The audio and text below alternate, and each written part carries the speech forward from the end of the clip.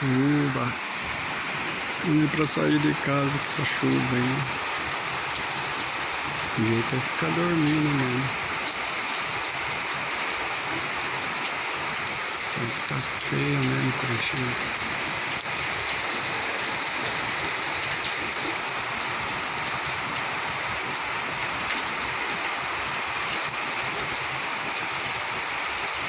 Feio mesmo.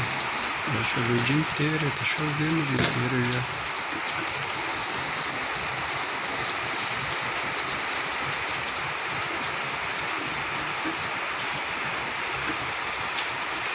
Devia só dormir e assistir minissérie.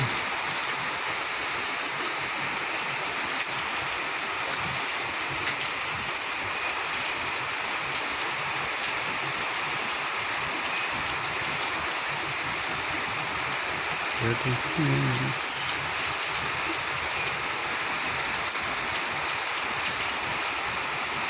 Trabalhando debaixo d'água.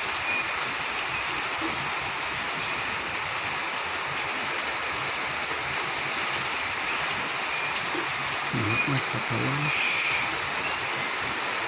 Nossa.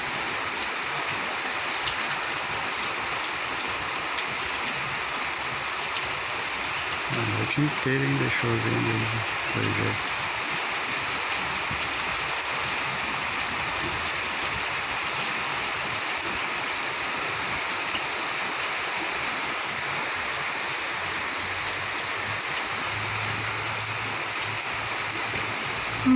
Jeito de dormir de novo, tinha mais uma soneca.